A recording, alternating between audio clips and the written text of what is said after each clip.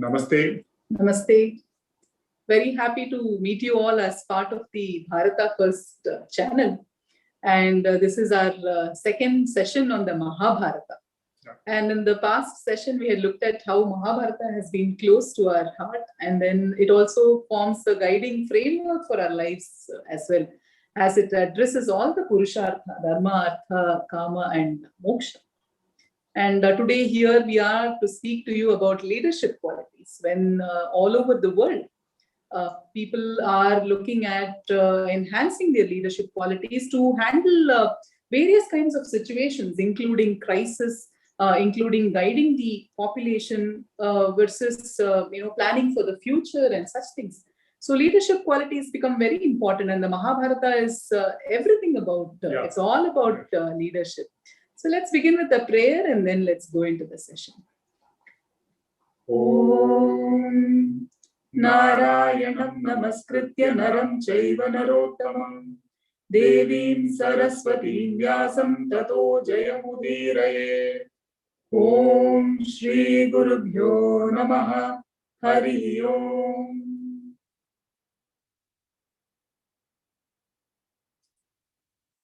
So in the modern and ancient context, if you see, all over the world, people always look at, what kind of qualities can leaders have, right? And what kind of, you can say, attitudes can they possess? And what are the defining frameworks that leaders can adopt to guide the people around them? And leadership, when we say leadership, it's not just to do with the leaders at the level of the nation, but leaders at grassroots levels, leaders in their own homes. And in fact, amongst siblings, even there could be a leader amongst siblings who guides the other siblings, the brothers and sisters. So whenever we say leadership, it is not just to do with a global phenomena, but it also has to do with the societal phenomena, to do with the certain household approach as well.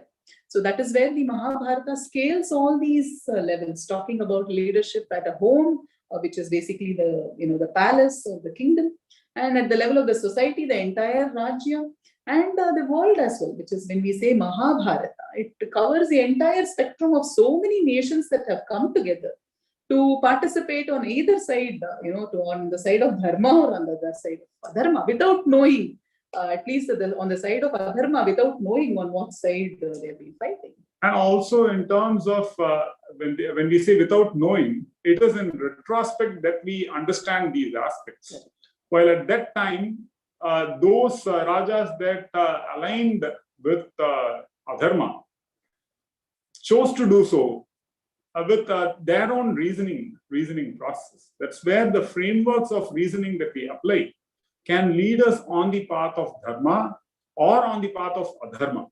So it's a very well-reasoned out process. So that reasoning becomes very important. That's the reason why we are also focusing on introducing frameworks like leadership. Last session, we looked at Purushartha, Dharma, Artha, Kama, and Moksha. And also when we talk of leadership, we are, as Smrithi beautifully mentioned here, it is not just global leadership or political leadership, but self-leadership as well. Handling your own lives, that is also leadership. So that cannot be ruled out. That's where if we look at our prarthana, our prayer, you would see that traditionally we end with Om Shanti, Shanti, Shanti. The three Shantis are for Adi Daivika, Adi Bhautika, and Adhyatmika. It's called Tapatraya.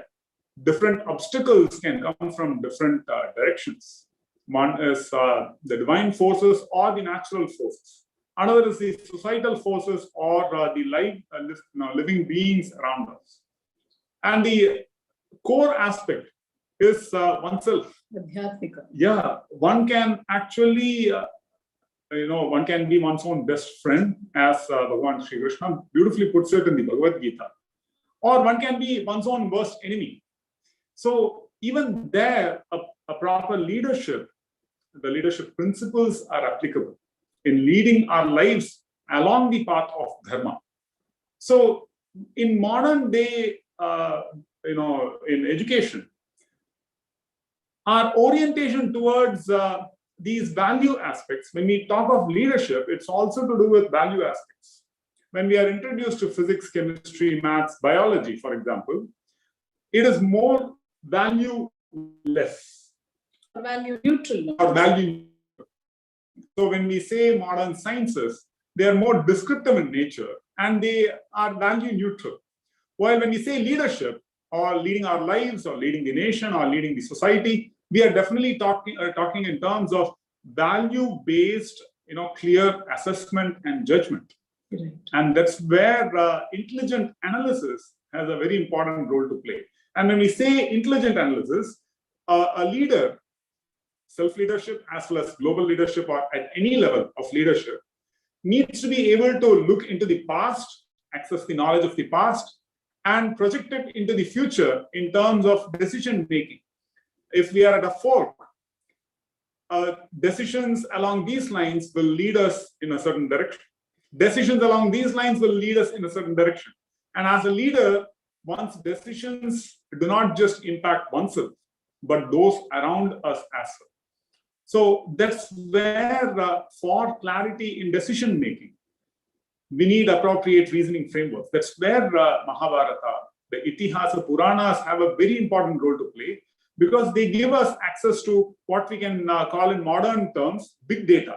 Correct. Without which we have, for our own analysis as to which decisions lead to what kinds of consequences. For those kinds of cause-effect analysis, every leader needs to work on these, cause-effect analysis, consequences of one's decisions right now.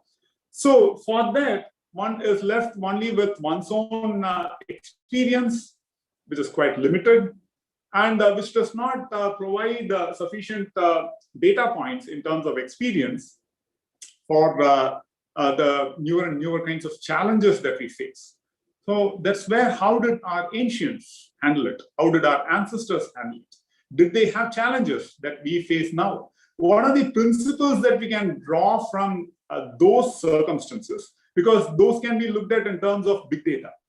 Those can be looked at in terms of complex scenarios, which provide us with cognitive simulation, cognitive simulation of complex scenarios, by which we are able to draw inferences and then project into the future for better decision making.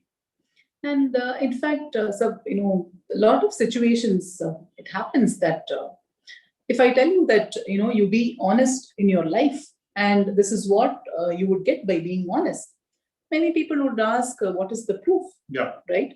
And then it's too costly to experiment. And sometimes if I say that, if you put your finger into the fire, it would burn your finger. Then people would ask, what is the proof? And it would be too expensive to put your finger into the fire and test it out. The proof of the, pudding lies in eating it does not always hold good, at least at the level of leadership. And hence we need role models who have walked the path, who have faced those challenges, who have put those principles in practical use. And we also, through these stories, we also see the consequence of having applied those principles into the future. That way we would know that at least, okay, these people have been honest and this is what they have seen in life. These people haven't been good and this is what has happened because of them in the society. So we learn what is good and what is bad through the Mahabharata. And if you look at the Mahabharata, the characters are so many descriptions of the characters are given that there is so much information to make our own unique judgments about those characters. Whatever we want to learn, there is something for everybody. If it's a child, there is something. If you're a leader, you will have something. In your own, or if you're a political leader, there's something. If you're a home leader, there is something. If you are a grassroots leader, social worker, there is something to learn, because the multidimensionalities of the character is so much so rich. Yeah. And when we look at leadership qualities, if you take up any management book or any book for that matter, people would talk about various qualities. They would talk about empathetic leaders. They would talk about compassionate leaders. Then they would talk about servant leadership. And they would also talk about leaders who are very focused, who are able to handle multitasking and all that. And there are also the leadership qualities that people talk about, the health of the leaders as well, because health is of primary importance. We see today physical health, because so many of these leaders are handling the crisis situation because they've invested good amount of their time in their own personal health and well-being as well. That is important. So we thought that we'll touch upon 3 dimensions today, which is to do with the physical, well-being, or leadership from the perspective of physical well-being, leadership from the perspective of emotional aspects, and the cognitive aspects. So when we talk about physical aspects, we always remember, robust health, a strong body, and a good digestive system, and stamina, ability to withstand a lot of physical pressure as well. Because you see that, suppose I was a teacher. We used to stand for like 5-6 hours a day, and then we need rejuvenating practices so that it doesn't become an occupational hazard. You don't face problems. So what can we learn from the Mahabharata when we talk about the physical dimension? The core strength, the physical strength that people had. So very interestingly, the Mahabharata, if we take for example, the Kurukshetra Yuddha, so people would get hurt and again be fighting fit the next day. That means, quick healing procedures were well known. And also in the Gurukulam, as part of training in the student lives, they will be given exceptional training routines that help build up endurance, stamina, strength, all of these. So that's where the science of Ayurveda, when we look at the Indian health sciences, the science of Ayurveda, the principles of Ayurveda, Ayurveda means the science of longevity and life. So those principles are very effectively employed in terms of one is self-administering in terms of exercise routines, yogic practices, asana, pranayama, and homa, dhyana. So it is not just physical. When we talk of the physical, it's also interrelated with emotions and the cognitive process. So we are talking of psychosomatic process, not just the body, as compartmentalized away from the mind. So it's a body-mind process that we are looking at. So, for example, Bhima is known as the super strong person in Mahabharata. So Bhima's description is very interesting. He was called Vrikodara. Vrika Udara means one who's wolf-bellied. No, wolf-bellied means wolf is always lean, no matter how much it has eaten. That's because of its exceptional digestive power. It's called Jataragni. Jatara Agni means the Agni, the digestive fire, is so powerful that it digests even poison.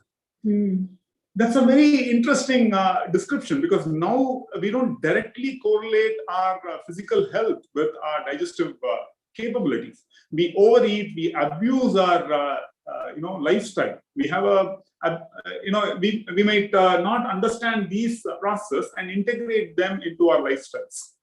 So he was called Vrikodara because of that. And it is described that his body was so adamantine, Vajra, that his marma points are specific, you can call it energy points in the meridian structure, in the pranamaya kosha. The marma points would not be penetrable, would be impenetrable. So because in warfare and you can say duels, even marma was an important aspect of it. Because when you touch the marma points, or you can basically disable the other person, or defeat the other person. Of course, it had its own niyamas when to follow and not. But I've heard that Bhima was very good even in the aspects of knowing the marma points. Yeah, very intelligent analysis. It's also to do with knowledge, not just like brute force. So when we are discussing the physical aspects, we see even Bhishma, Vasudeva, the father of Vasudeva or Bhagavan Krishna, or Bahalika, or for that matter, Dronacharya, Kripacharya, well into their old age, when we would think that, okay, one is incapacitated. Now, if we talk of old age, mostly it's total lack of capability or capacity to handle the body. But they would be fighting fit. Bhishma was the commander-in-chief during the war at that ripe old age. So we see the physical processes need to be given appropriate importance for a leader. If one is not fit, then how can one lead oneself and others? Because constantly this would be a point of obstacles or trauma.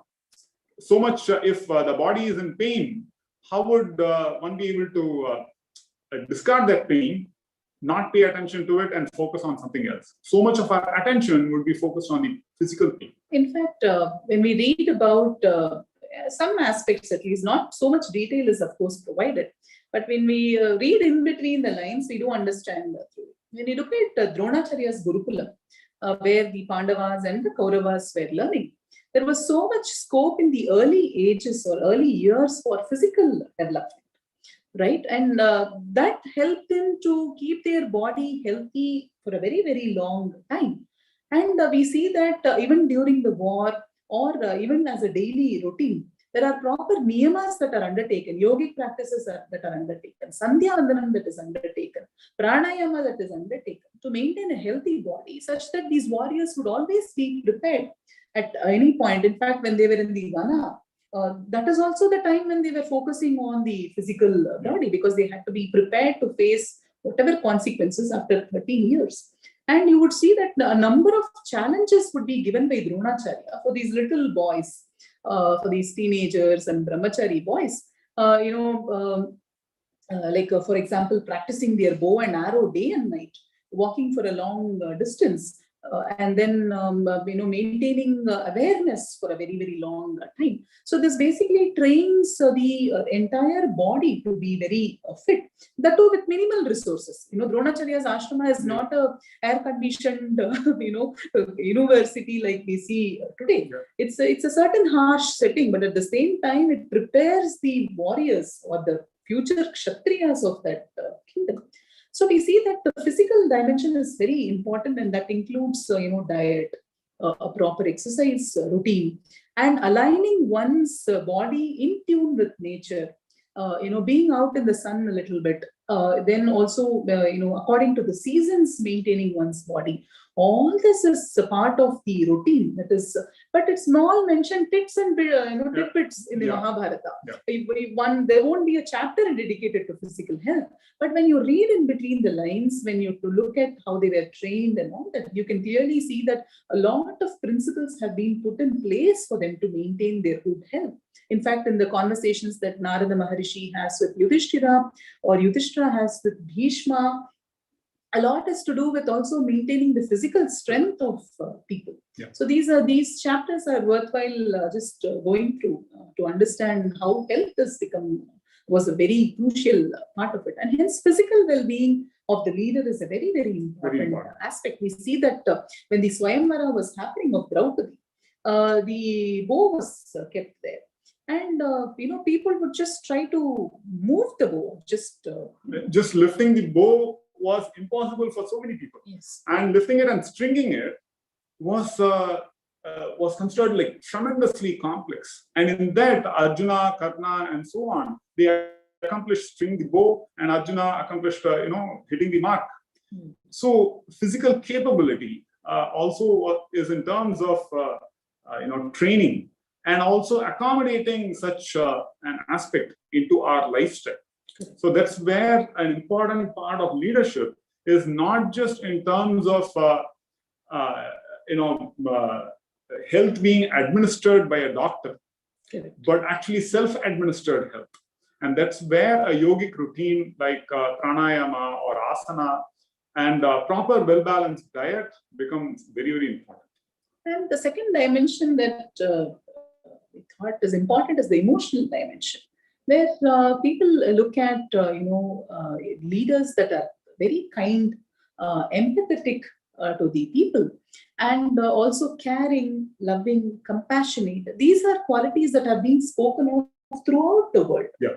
Because now people have started realizing that no more that aggressive and what you can say that Rajasic leadership is working, because all that people need are, this embracing attitude where everybody is included, not excluding people, not, just killing trees in the name of progress and so many things. People are realizing that the empathetic leadership is very, very important. This reminds me of an incident where Arjuna, when he's out, he listens to the plea of a person. Maybe you can share.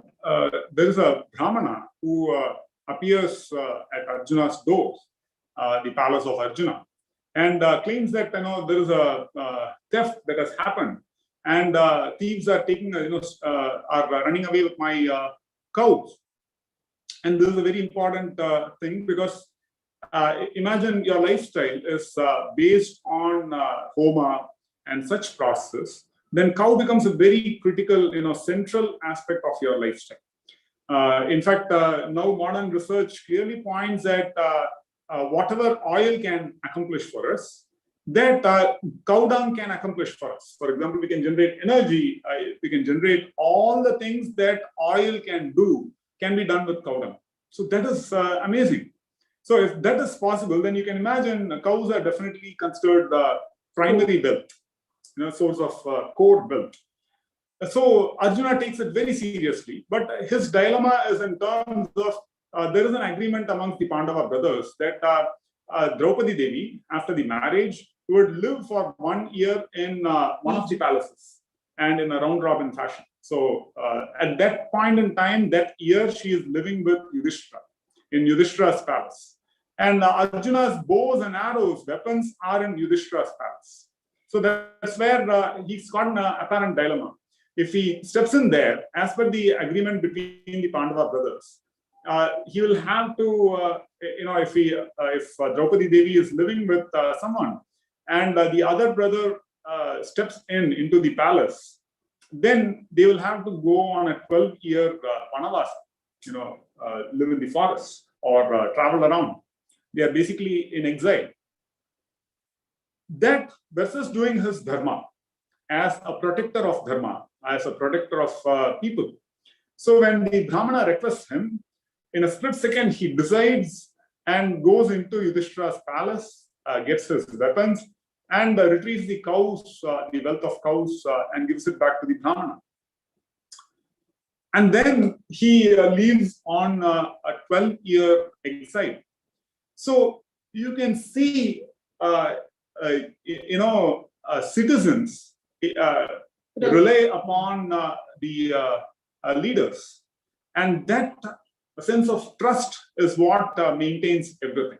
And placing the need of the praja or need of the people around you whom you are leading, that comes much in the sense higher than your own personal needs. That is what the story actually tells. Yeah, the trust of the praja is considered sacrosanct, and that cannot be violated. So he served the needs of that praja, and then he was ready to set out, ready to go on a 12-year vanavasa, which is basically like, you are cut off from all the resources of your own rajya, because they live a very wealthy life. So they would be cut off from all the resources. But then he agreed because he wanted to serve the citizen.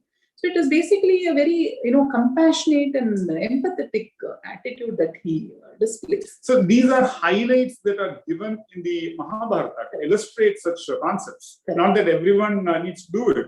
It is Arjuna's personal conviction and Arjuna's, orientation that makes him do this. Yes, and he has grown up to develop these qualities.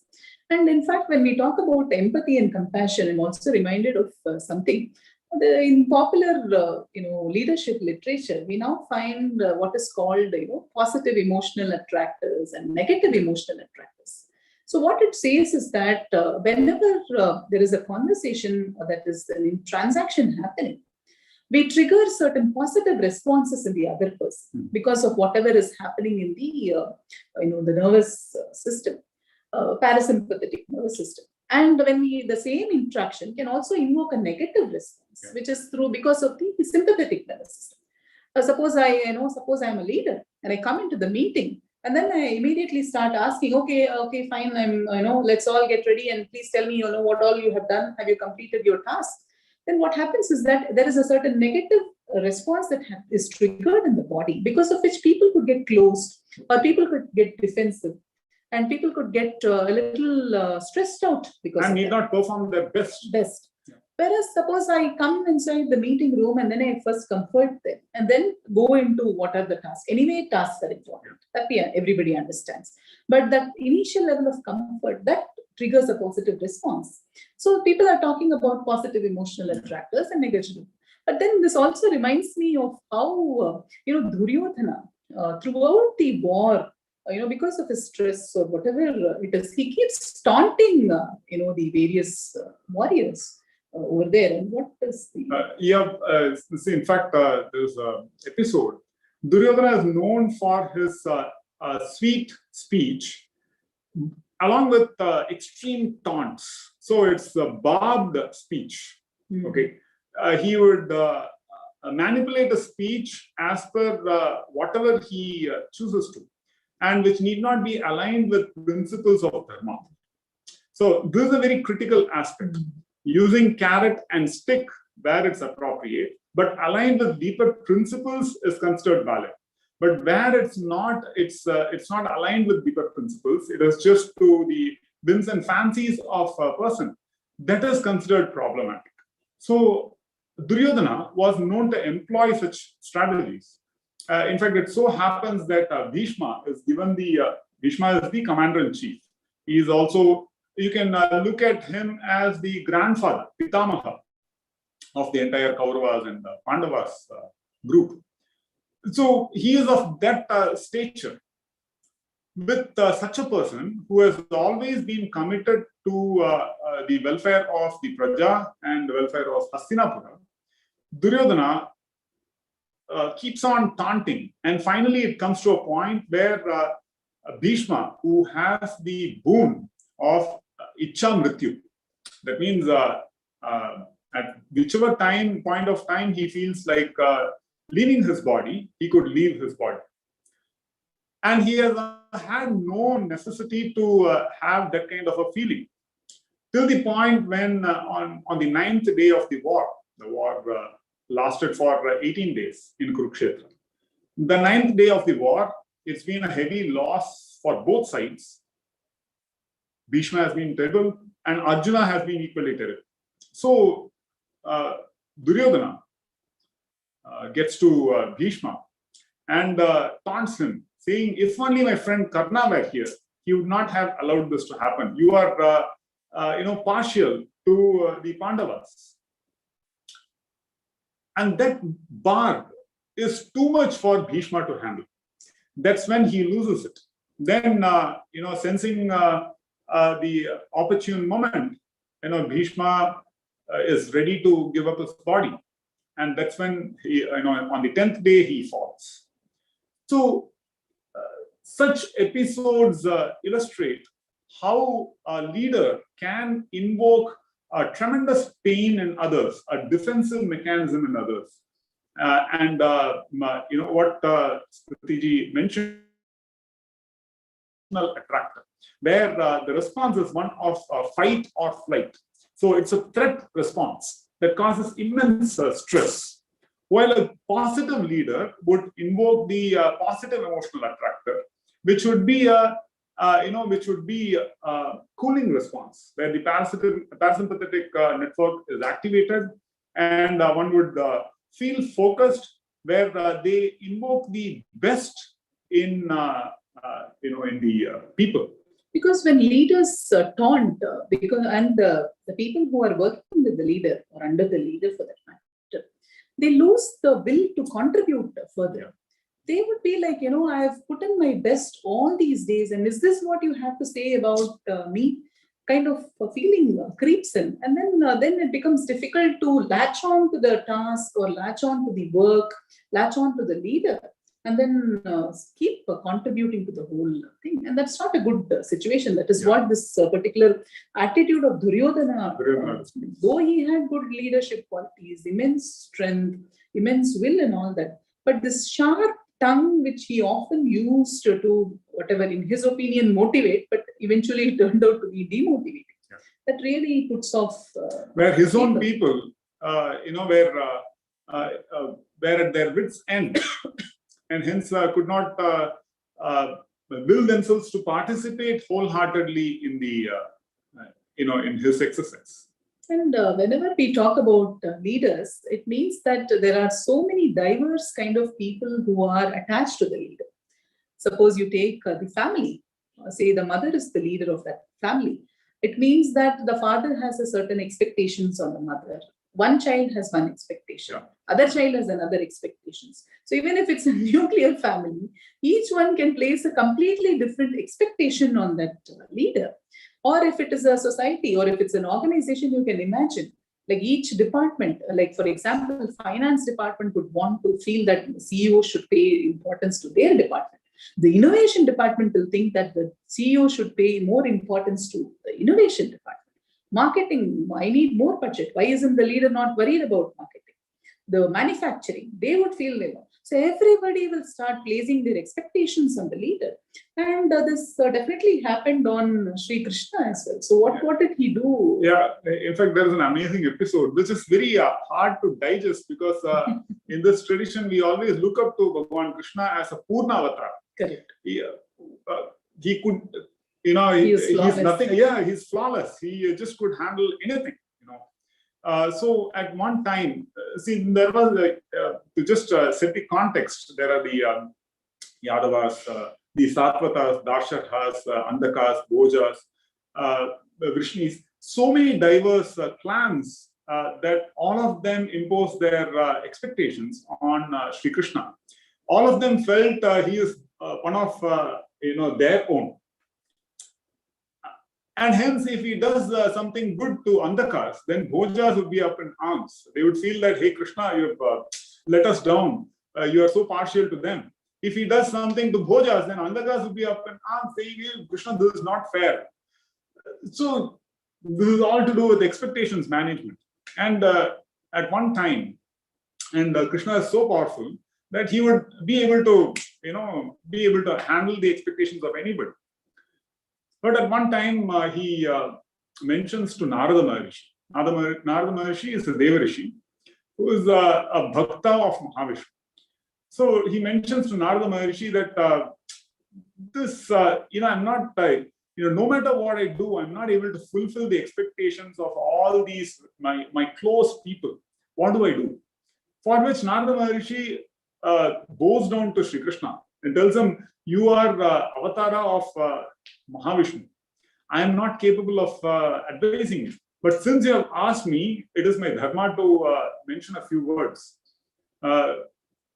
Shri Krishna, as I see it, speak sweetly to people.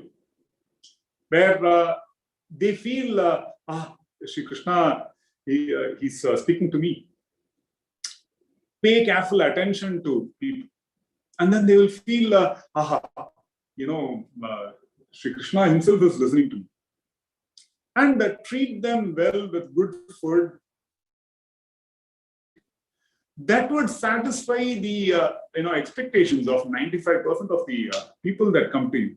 They come with random desires, but they are not looking at you satisfying all of those expectations. But they are more looking at it in terms of, that they feel good to be associated with you. Towards that, they come to you. So speak sweetly to them, listen carefully to them, and treat them with good food and hospitality. And this would satisfy most of the expectations of most of the people. And these are very wise words. This is not just wishing away the responsibilities. So if someone is stressed out now, what do people advise? Hey, take a break. Yeah. But here Narada Maharishi is not advising a break. He in fact tells Sri Krishna pointedly, if you were to step out, then there would be civil war. That would be the end of the Yadavas, all the clans. So please be firm in your dharma.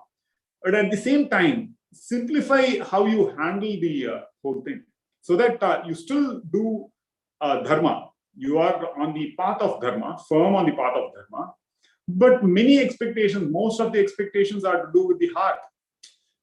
These are people who love you. And hence, to satisfy them, all that you need to do is smile at them, listen to them, and they are happy. They're just happy. And in fact, what happens is that in the daily pressures of leadership, in whatever sphere one is, we forget to, focus on the others because we are so much focused within ourselves. In fact, the what you call the prefrontal cortex is so much processing all the thoughts and decisions and all that we hardly notice even the people around us. We forget to smile.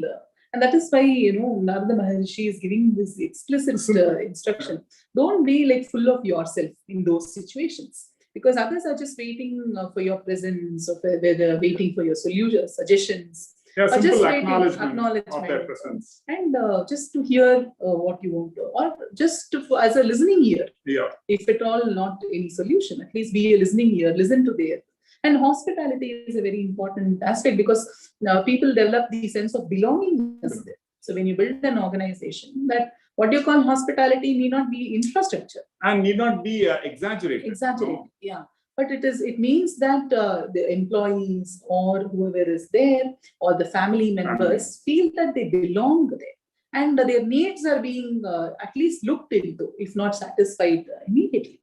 A patient here is given, because if you look at the story of Arjuna, he immediately attended to the Brahmana to show that is also a certain assurance that yes, when Praja says, the Raja is there to salute. Otherwise, it's almost like it's falling on deaf ears. I told multiple times, nobody is paying attention, and they stop eventually opening up. Yeah. Whether it is the child complaining to the mother, or the engineer complaining to the boss, or whatever it could be about certain difficulties and situations. So that is why when all these input come, for the leader, handling this cognitive capability also becomes important.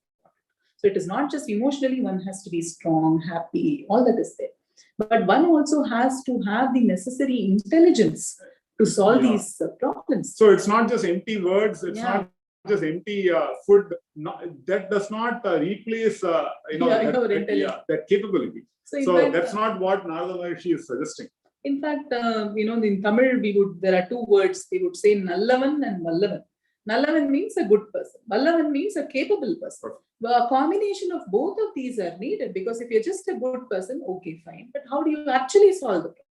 And hence the cognitive capabilities of the leader become very, very important. And we see that there are so many characters in the Mahabharata that display immense cognitive capabilities. When we say cognitive capabilities, it is to do with, say, focusing, paying attention, decisive quality, making the appropriate decisions, and multitasking, and taking a lot of information, like big data information, processing it, and being able to make sane decisions. Yeah, cognitive load. Handling cognitive load. And of course, maybe you can share the complexities that Bhishma was facing in the war, and how he handled it, because he was a person of very high cognitive capability. Yeah, for example, Bhishma had committed to Duryodhana that he will put down 10,000 ratis every day. And 10,000 ratis works out to a humongous number. And a rati is something like a leader of a team. So not alone. So putting them down, and also imagine the context. The context is huge warfare, huge bloodshed, noise, and even there holding your attention clear, and plus navigating the terrain. So it's not an enemy is not a sitting duck. They are also intelligent. They are planning. They are moving. They are attacking. They are defending. All of this is happening. And in that context, he eliminates 10,000 ratis every single day. So it is mentioned that his bow always used to be seen in full circle. But because you can imagine, let's say 10 hours of war, sunrise to sunset. 10,000 ratis translates to rati every few seconds, 3-4 seconds. And that means, you need to pull up your weapons, choose an appropriate weapon to eliminate the rati, and that is like going on full time. Plus, he's the commander-in-chief. He's directing, he's deciding on course corrections, because it's always dynamic. It's huge amount of stress. All of that at that age, Bhishma has the physical, emotional, and the cognitive stamina to be able to put up with it and also excel at it. Yeah. So that shows the capability of that level of leadership. He does not give in. He does not give up. He stays firm. He stays strong. And even parallelly, there are so many things happening in the war field, right? There's so much noise around. There are just so many people coming around. So many weapons being hurled at you. So you need to. And it's life or death. Life or death. It's. And as a commander-in-chief, nobody wants to lose their life because they are the ones leading the entire army at that point in time. And hence, even if you look at, last time we narrated this story about Draupadi, how she used to, day in and day out, she used to manage the attendants, she used to manage the sevakas in the palace, maintain the treasury, maintain good relationship with the people around, know each person's names, their families, the children, their health and all that. So it means that big data is basically being crunched. And then for the benefit of, the society. And meaningful action coming out. Yeah. So it's not just big data being crunched, but meaningful actions and decisions coming out for the welfare of the Praja. Yeah. Where it's visible to the Praja. And in fact, we were, earlier we were professors, and we know that, when we remember the student's name, they actually feel connected to you. Instead of, saying, okay, I don't remember your name. Sorry, I don't know the names of my students. But then if we take that little bit of effort, that memory, and then we pay attention to them, actually it makes a huge impact. And year on year, we would be interacting with 1,000 students. But it's a cognitive training. We remember, which student, which batch, which class, and this thing. That's at a small scale. But when you have to do it at a leadership level, that memory is important. That focus is important. That attention, not having a wavering mind, getting confused here and there. Taking the right decision is important. The Bhagavad Gita, if you look at it in one perspective, it's all about taking a decisive action. Because at that moment, Arjuna is confused. He's giving all kinds of logics and philosophies and theories. Yeah. Why not to fight the war? Everything has been discussed. But at that moment, he's doing. Yeah, Samadana, Bheda, all the Niti has been applied. And now it's Danda Niti. A decisive action. War, it has come to the war. Yeah, against Adharma. And hence, Bhagavan Shri Krishna goes at length to tell him that, Arjuna, you need to take a firm decision.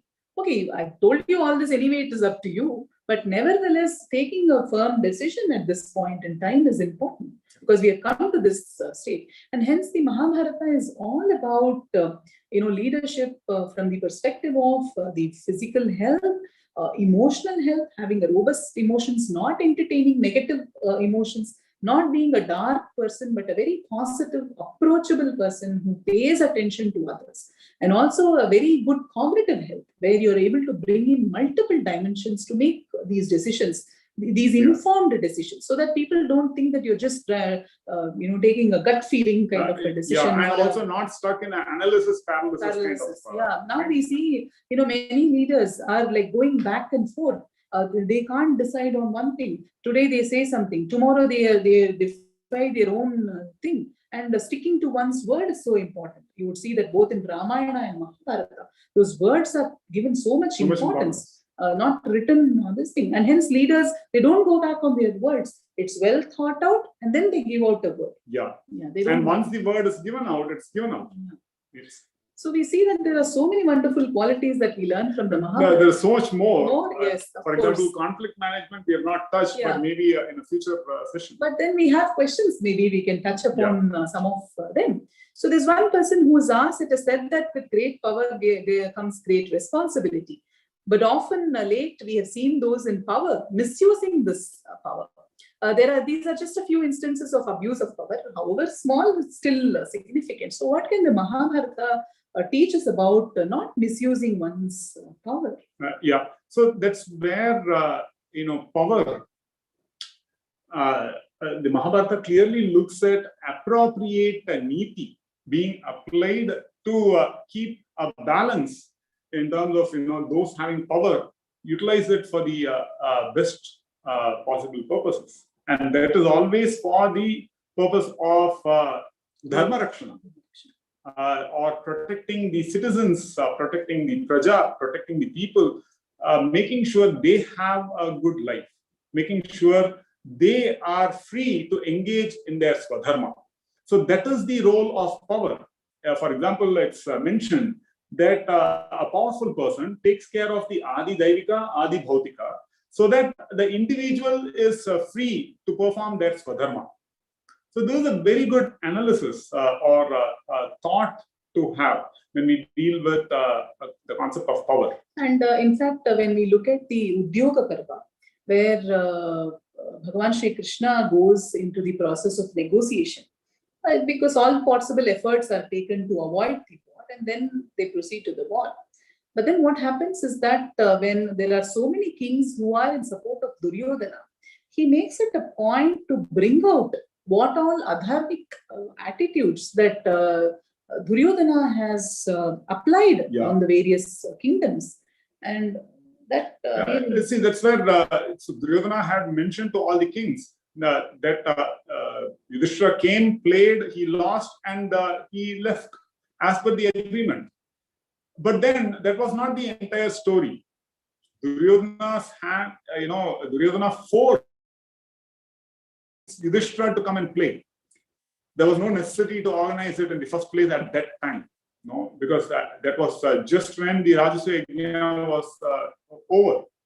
So that's where Sri Krishna expanded the story of the narrative of Duryodhana, saying Duryodhana's actions were premeditated. This was not a joyous, competitive sport of game of dice, because game of dice was also a competitive sport. So this was a premeditated action. Even in the Indian Penal Code, a premeditated action is given a is considered much more severe than something that is spontaneous.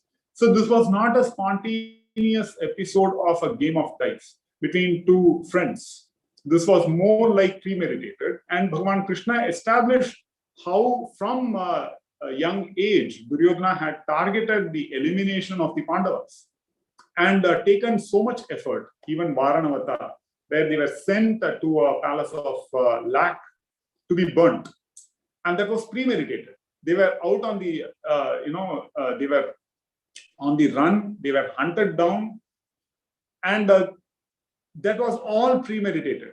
And the culmination of that was the game of dice. So in spite of all of these, the Pandavas still, thrived. And that was not acceptable to Duryodhana. So it was premeditated. So this created, a thought process within the assembled kings' minds as to, but we were told this was Duryodhana's narrative, that it was Yudhishthira's choice to do, this was just a game of dice. No, it was not just that. So the backdrop, the background, when we deal with, this is not just two people. We need to remember that these are two kingdoms. Two people playing just for fun is different. It is like, for example, two nations in the current world. So one nation, clearly plans for, posing threat or for war against another nation. That is considered premeditated. It's not spontaneous. In fact, to give you an example, maybe a more recent than the Mahabharata is, for example, the movie Lagan. You would see that cricket was not just a game, right? It was basically whether they would continue to occupy the place or leave the place. So it goes beyond the game. So this was typically that, two nations coming together, because one nation is now going to go in the hands of the other nation if the match is lost for it. Yeah. So that's where, coming back to the original question. So the check in power is kept by appropriate measures like Sama, Dana, Bheda. Finally, if nothing works, then Dandaniti is applied. Dandaniti is where the buck stops with the highest authority. And hence the highest authority, it's necessary that they be good and also capable, both at the same time. Just goodness alone will not suffice. Just capability alone will not suffice. They need to be good. Good means they have the people at the top of their mind. Their people at the top of their mind. The wellness of their people. In fact, the Shanti Parva also, Yudhishthira has this question, like, how do I ensure that these ministers or whoever don't abuse or they don't go, don't turn rogue? And then there are proper advices given by Bhishma to all tell, in terms of Samadana, Veda. And then if nothing works, anyway, they have to be punished. Yeah. And the punishment is not considered wrong because that is for the establishment of dharma. So a knife can be in the hand of a thief as well as in the hands of a surgeon. The knife is an instrument for effecting benefit or for doing harm. So that is the critical distinction between dharma and adharma. So for the purpose of dharma rakshana, Dandaniti is not considered wrong. That is not against Advaita philosophy. For example, it's Lord Shiva punishes Daksha Prajapati, and Brahmaji asks Lord Shiva, but how can you have a differentiated view of life? You are that Mahadeva. For which Lord Shiva responds that this is Dandaniti that was applied against Daksha without loss of the knowledge of the Parabrahma. And there's one more question. As a leader, how can one criticize her team without making the team feel demotivated? In fact, we did look at a little bit about Duryodhana taunting and not to use such methods. But then we also have this very interesting episode between Yudhishthira and Arjuna during the war affair. Yeah. So that, for example, Yudhishthira expects Arjuna to defeat Karna, but it's deeply humiliated by Karna, who in the front of the entire army defeats Yudhishthira and also taunts him. So this demotivates Yudhishthira, and he's completely, he becomes disinterested in the war. And that's when Arjuna, on hearing this, Arjuna and Krishna come, and Yudhishthira is so angry at Arjuna, he says, fire on your Gandiva. Your Gandiva is useless. And Arjuna has taken an oath that anybody who insults his weapon, he will put them to death. And hence he needs to fulfill his oath. But then he has also taken an oath that anybody who disrespects or kills Yudhishthira, he will have to kill him. So this is a losing game where he will have to kill Yudhishthira because Yudhishthira has insulted his weapon, and he will have to kill himself because he has killed Yudhishthira. And this is in the midst of the war, and hence Bhagavan Krishna comes to his aid. Now he says that's all well, but then there are various forms of killing. Bhagavan Krishna is beautiful in that he always offers a larger perspective for everything. So he mentions how by openly talking about Yudhishthira, what is there in Arjuna's mind that would be equivalent to killing Yudhishthira multiple times, is encouraged or rather poked to talk openly about what he thinks of Yudhishthira. On hearing that, Yudhishthira is shattered that his brother thinks of him like that, because he was the one responsible for Draupadi's such shame. All of that comes out, and Yudhishthira is shattered. So he's literally murdered. It's like a soft killing. Yeah, soft, killing. And then Arjuna, to kill himself, is asked to openly boast about his skills in front of Yudhishthira and Krishna. His positive qualities. His Shurta, Virata, and so on. And that is for any sensible person, in the midst of one's own people, there is no necessity to boast about one's own skills. Like we would never go to our mother or father and then make a list of all the great things that we have done in life. in humor, that's different, but this is like serious. And Arjuna dies multiple times over in that episode. So that's how the conflict is managed. The emotions are balanced, and that's how beautifully we find practical guidelines for handling our own lives, how to lead our lives effectively in the personal sphere, in the family sphere, in the societal sphere, in the national sphere, and in the world. And in fact, that answers somebody's question: what are the small steps and minute activities in our daily life that we should practice to enhance our leadership? So as we have been talking, some form of physical exercise, paying attention to one's diet can ensure a long, healthy life. As long as one is a leader, as long as one is in the society, one can be healthy and contributing, for that matter. Because for many people, after 60 is when they actually start contributing, because they would have developed that wisdom by that age.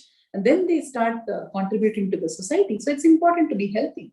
And it's important to focus on one's happiness and emotional well-being, not to be too confused, not to be bogged down by, not to be too much stressed out by it. But after all, what is going to happen at the end of the day? As Bhagavan Shri Krishna says, it's the Atman. It has to shine, not being covered by all these stresses of life. And anyhow, this body is like a dress that one leaves and then acquires a new dress. And cognitive capabilities. So just because one is good, one need not be capable, and hence one has to develop those capabilities. One has to develop that intelligence. So reading books, interacting with experts, then Bahushruta, developing opportunities to learn from different aspects. Big data, getting exposed to a lot of information and then crunching it into knowledge and then applying it. Not to be bogged down by all this thing. So seeking opportunities for growth. Not running away from opportunities that present themselves. And then the growth mindset, without feeling stagnated, constantly having a growth mindset. Towards that, every day spending some time, a little time towards the end of the day, reviewing the day as to what I have done well, what I can improve, and committing to that growth. That's called a growth mindset. That's a very positive motivator for oneself.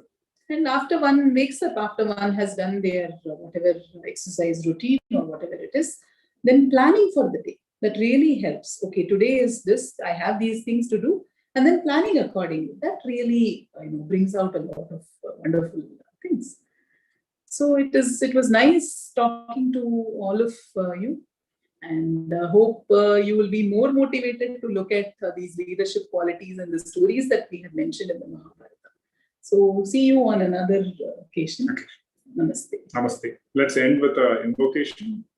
Om Loka samasta sukhino bhavantu. Loka samasta sukhino bhavantu. Loka samasta sukhino bhavantu. Om Shanti Shanti Shanti. Om Shri Gurubhyo Namaha. Hari Om. May the benefit that we have received spread joy to all living beings everywhere. Namaste.